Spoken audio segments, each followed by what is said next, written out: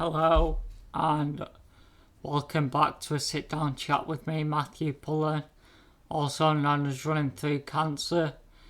You can probably tell that today's episode I'm a bit less upbeat, but we'll find out about that in a later episode.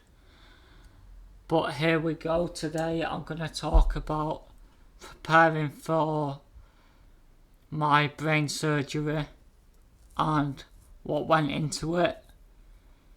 So after they found something of the brain tumour, I was scheduled for a pre-op at Salford Royal Hospital, and got to meet my surgeon and had a pre-op and stuff. Then I was also told that I need to isolate because of COVID, and I'd need to get a COVID test before my surgery. But also before my pre-op, I was told about a week before that I had a brain tumour. So I decided to run a half marathon because I didn't think I'd get the chance again. And I was at good fitness. I may have injured myself during that run, but I wanted to achieve a half marathon, and so I achieved it early. And I was so proud of myself. It might have been slow, but it was just so nice. I chose to run around like schools, colleges, the football team that I supported. I decided to run around areas up in the countryside that I love to go to. And then it may have been slow, but it was about enjoying it and being able to enjoy running and enjoy my life. So I did that, got to pre-op. They were like, you're staggering a bit. And I was like, yeah, I know. And they were like, what's going on? I was like, they thought I neurologically became a bit weaker, but I hadn't. It was because I'd injured my ankle, so I was hobbling a bit. And they were like, what's wrong? I was like, this has got nothing to do with what's going on in my brain. And it was just really funny, everybody's faces when I walked in, staggering a bit, because I'd injured my foot. And it was just a muscle injury going around my ankle. And it hurt, but I was really glad that I did the run. And my brother even came halfway through when I was really struggling. I just injured my ankle. And we had a good run together. I say more of a run, it was more me crying because of how sore my ankle was. But I didn't want to stop. I wanted to keep going and achieve something, which I ended up doing. I might not have been impressed by the time, but I was impressed that I managed to do it, and I was fit enough. And then I went to pre-op. They got me to meet the surgeon, and then they got me to do a few tests and a few swabs as well for like MRSA and stuff. And I was told I'd have an operation on in the following weeks, so quite soon. So I needed a shield, and I'm going to be honest, my shielding, that was the time I saw most people during my you could say hospital experience. But that was the most people I'd seen in a long time, because although I was told to shield, it was like, if something goes wrong, I'm gonna miss these people. I need to be able to see them. And time of recording, I've received another medical diagnosis, and just being able to see people and see my friends is so helpful to me, because being with people that you love really picks you up, and you need it sometimes. So back to preparing for surgery. I had, what else did I have? I had a COVID test at at the AJ Bell Stadium in Salford, near the Trafford Centre, which is in Manchester, and it's you might know it, you might not. It's like a big shopping centre, and there's a stadium near there called the AJ Bell, which they play rugby at. And because they'd only just really started testing, and it was a drive-through testing centre, so we got there, and we were early, but we managed to drive through fast and get it done. But all I can remember is this woman. The woman that did my COVID test, she really hurt me.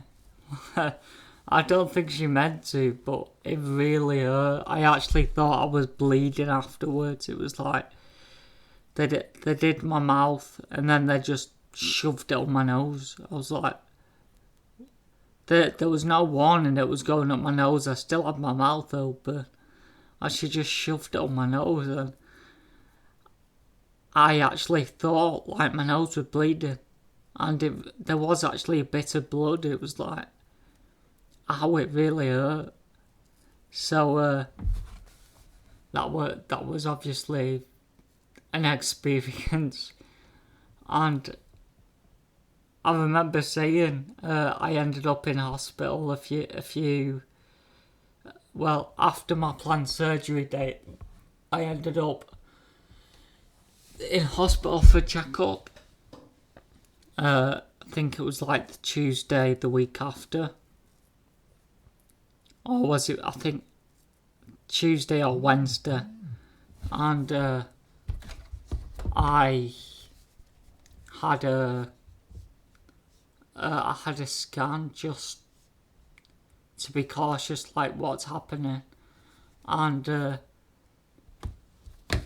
remember being in all day. It was such a hot day, and I think it was the warmest day of the year, and I just remember stinking in the MRI scanner, and it was just a really long day having to see the surgeon, then get an MRI scan, then see the surgeon. It was like an all day thing, and I think we only got like an hour for lunch or something, and I don't usually have hot drinks, but I had a hot drink, and everything seemed alright, and I was sent home at about 5. I got home about 5, and I think it was about 7:30 I got a call saying, you need to come into the hospital, there's swelling. And it was only that day I'd been put on steroids for the swelling, and he was like, there's not a lot of room here, so we're gonna get surgery done tomorrow. And he moved everything about for me, which I was really grateful for. But I just remember being so tired that day, and I got no sleep that night because I'd ended up in hospital waiting for surgery. It was an awful night because I had like a time limit for when I could eat food because I was going to have a general anaesthetic. And I just remember it being quite really emotionally draining. I had a COVID test as well there. And I'll speak about COVID test after my surgery, which is, I think it's the next episode. But the COVID test, so it was a student, and she was much nicer with it. She didn't just try and fish for the tumour like the other woman. But yeah, I do find it hard looking back on it, because I remember just getting checked on. It's just so hard because you'd be dropping off, someone would check on you. And I had music on as well to try and keep me calm, because I was annoyed with myself. Well, not annoyed, I was just worried. I wouldn't say scared, it was more worry about what's happening tomorrow. And I'd finally just dropped off, and I forgot I had a CT scan arranged at 1 in the morning that morning. So I just dropped off at about, I was just dropping off. I was going to say 12:30, but I was just dropping off. And then a porter comes through. It says Matthew Pullan. I'm like, so tired, but I jump up. I've got a cannula in my arm, which I forgot that hurt. And he had a wheelchair. And I was like, I knew I was going to a CT scan, but I was like, I am not going in the wheelchair because I can walk. And he didn't seem very happy with me for doing that. I was like, I don't want to go in the wheelchair because I can walk and I want to save you a job. But he had to take me anyway to show me where it was. And I was just so tired as well. But he waited outside of the CT scan for me. And I can't really remember a CT scan, so I had the CT scan. And the dye felt so weird, I just got warm. I felt warm from head to toe, and like it wasn't they were doing the scan, which took about 5 minutes, and head to toe it was like they put the dye in, you might feel something weird, and I felt it from my head. I felt some warmth from my head, and it went down to my toes. I was like, oh, that's a weird feeling. And then I got thrown about in the machine a bit, and then that was done. They were like, you can go. So I went, porter's outside. He's dumped his wheelchair, and we go. He takes me to the ward. He doesn't take me to where I am in the ward, but he takes me to the ward, which is like, good, thanks. Get to my bed, and then because it's 1 o'clock, it's like 1:15 now, and I'm not allowed to eat or drink anything after 2 in the morning. So I remember this. I pressed the button to get attention. Someone came, and to her dismay, I'd asked for toast and a drink. She was like, "Why are you eating at this time?" I'm like, "I'm not allowed to eat tomorrow at all.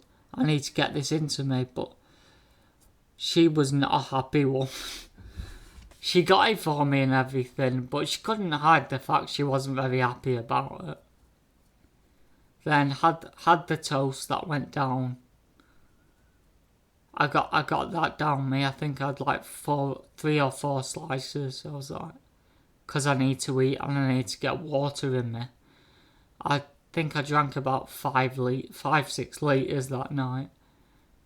And then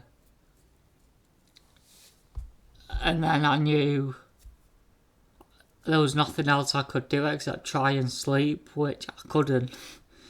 So that morning I was so tired. I think I got like 10 minutes every hour, or from 2 o'clock, and then I woke up at 5:30, got a shower and got dressed as usual, just because I wanted to be prepared. But obviously you have to get changed into surgical gowns. But I just wanted to be prepared, showered and up and dressed as normal, which I was.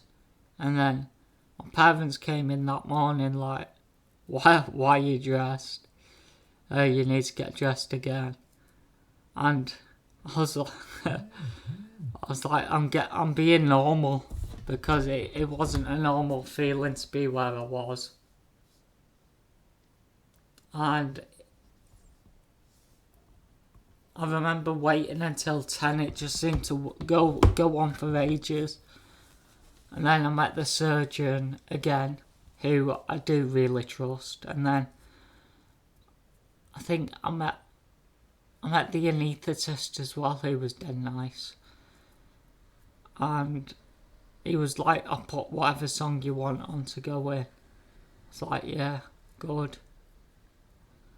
And I was just, it was weird because it's like not something you'd ever want to feel. It was like a feeling no one's ever felt. It's like worry but relief that something's happening. And I remember I had to drink this drink before surgery, which meant they had to switch the lights off and cover me and stuff, because it'd make me burn in the light. This would show up the tumour cells. And it was leaving from the room was really hard, because they had to put like a pillow over my head. I actually felt like I was in one of those films where they get executed. It was like, I really hated it. That is one of the only times I cried before surgery. It was wondering if I'd get back to my parents. And obviously I was going around the hospital with a bag on my head, and I mean, as everybody knows, you're really curious about what's happening on like stretchers, and I was on a bed, so I was obviously wondering what people were thinking of me with like a bag over my head. But I didn't really have much time to think, because before I knew it, we were at the anaesthetic room, and I was with the anaesthetist who put some music on, and it was just filling out forms and stuff while I was in the anaesthetic room. Then they got me into a different room, got me laid down, and all I can remember is a guy with like a resistance material mask, like, just stood there like, this is just oxygen, breathe it in. So I was breathing it in. I remember the song finished, hit my head on the bathroom sink, and I can't remember anything else until waking up, and I'm glad I can't. And in the next episode we'll talk about what happened when I woke up and what happened after that. So thank you for listening. Please like, share and subscribe to my channel, and do all the good stuff, comment and do what you want. And thank you for listening.